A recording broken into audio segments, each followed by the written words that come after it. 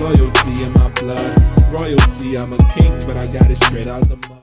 Hey everyone, welcome to my channel. If you're new here, I'm Julianne and I make videos all about candles and running a candle business. In this video, I'm going to be talking about my first experience selling candles at a pop-up event and give you advice based off this experience, as well as things I wish I did and didn't do. First things first, location is important. You don't want to pay for a pop-up event when you don't know where the event is going to be taking place. You want to make sure you can transport your candles there in time, and you want to make sure that this place is easy to find, and you want to make sure that it is a place with a lot of traffic, because the whole point of this pop-up event is to sell or to network. So if it is a place where people don't go to regularly, or it's a place that people are not likely to show up at, then what is the whole point? If it is a secluded location and people don't frequent there, then the organizers or hosts of these events are the only ones benefiting from this whole thing. Okay, so location is important. Take a drive to the location, maybe do it multiple times on different days. See what the place is like. Check if it is easy to find and if the traffic is reasonable enough for you to pay for that event. Next is your presentation and display. How do you want to present or display your candles? How do you want your booth to look? You can have a ladder or a rack to display your candles, but also keep in mind that candles melt in heat. So you want to also consider what the temperature for that day would be like, what the weather that day would be like. Pack a cooler and ice packs to keep candles solid to stop them from melting. I had a simple table and 2 chairs provided by the organizers, but I made it work with a white lace tablecloth and a nice ceramic and bamboo tray, some artificial garland to make people feel more calm and relaxed, because that's what plants do. Although I would have loved to have a big banner with more information, this was my first fair. I had in mind to go and network, not to actually sell. So I only went with a few candles, but I wish I went with a big banner to draw attention to my stand, you know. This banner could have had like more information about my social media page, my business name boldly written, and lots of pictures to captivate people. You get it? But I didn't have that. But I guess this is something I wish I did that you can do. Another thing to have on shelves and tables is a brochure or business cards that people can look through and take away with them to contact you at a later date. Okay, this is very, very important. You need to have brochures, you need to have cards, something that they can take away and reach out to you later on if they need to. Now, another thing to consider is electricity. I can't emphasize this enough.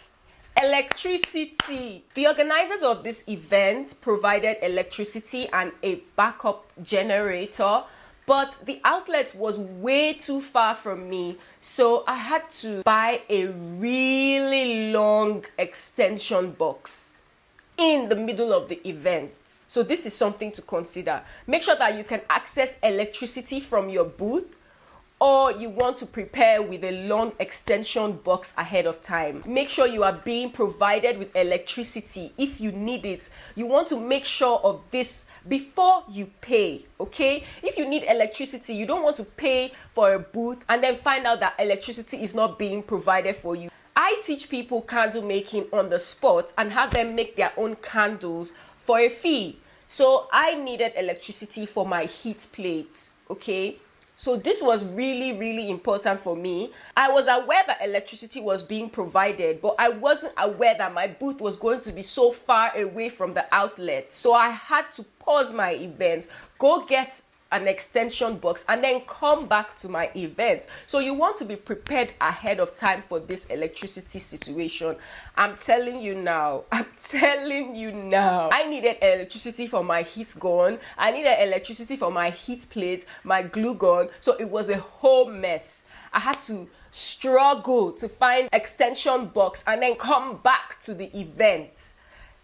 Electricity is important. If you need it, make sure that it is being provided before you pay for your pop-up event. You also need electricity to juice up your phone if it dies, or camera batteries if you're taking any cameras with you. Electricity is important. I can't emphasize this enough. Next is photography. Look, I know some of you would say, what's the point of taking pictures? Photography is important, okay? I was very disappointed that I didn't get enough photos, seeing as the organizers had photographers everywhere, and they did take a lot of photos with me and videos at my booth.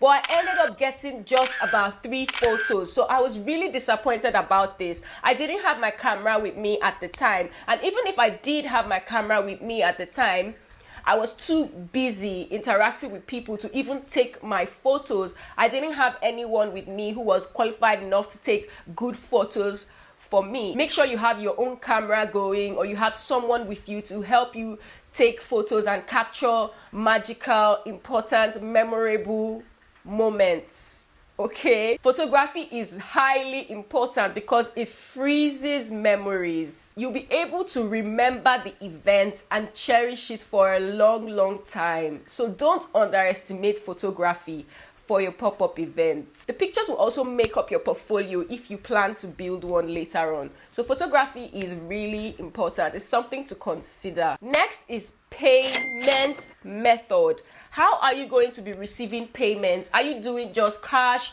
Are you doing PayPal? Are you doing Venmo? Are you doing Cash App? Are you doing Flutterwave? How are you receiving payments?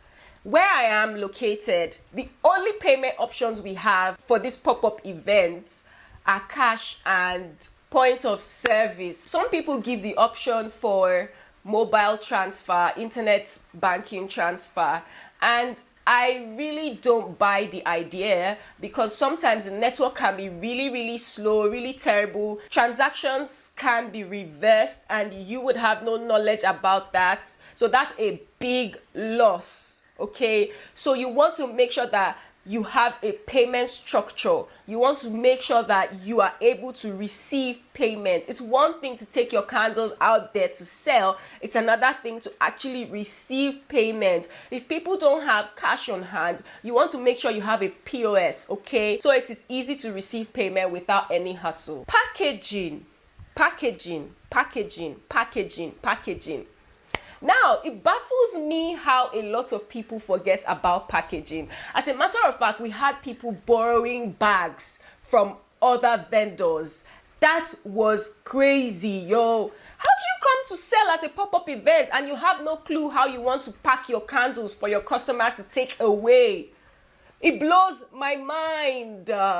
Always remember packaging bags or boxes at your pop-up event. Very important. It's better to have too much than too little, okay? Make sure you go with a lot of packaging bags to be safe. Very important. And finally, business cards and thank you cards. I can't emphasize this enough. I said it earlier on when I mentioned making sure you have some brochures. Business cards are important. You want people to remember you. You want them to be able to call you at a later date if they need to. You want them to be able to reach out to you on your social media. Make sure you have thank you cards. These are something to have in your packaging bags to say thank you for purchasing from me. I hope you return for more candles. You know, don't underestimate it. People really do appreciate thank you cards. Yeah, I do. I appreciate thank you cards. So it is important to include those in your packaging as well as your business cards. It's also nice to have a jar of candy that customers can just take from, whether they're buying from you or not, just to be nice and friendly and welcoming. And some of these customers come with kids. So candy is always great to have at your booth. Your little jar of candy.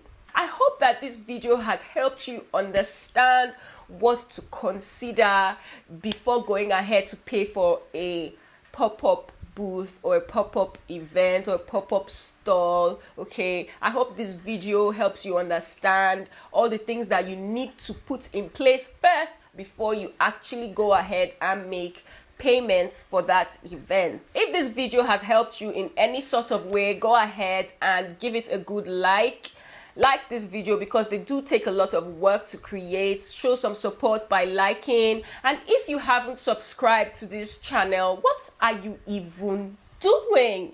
Hit the subscribe button, and I'll see you in the next video. If you have any questions whatsoever concerning the whole process of the pop-up event and what it is like when the event is actually ongoing, leave me comments. And if you've had your pop-up event or you're about to have your pop-up event, let's know how your pop-up event went in the comment section. If you have any suggestions as well to add to this video, let's also know in the comment section. I'll see you in my next video.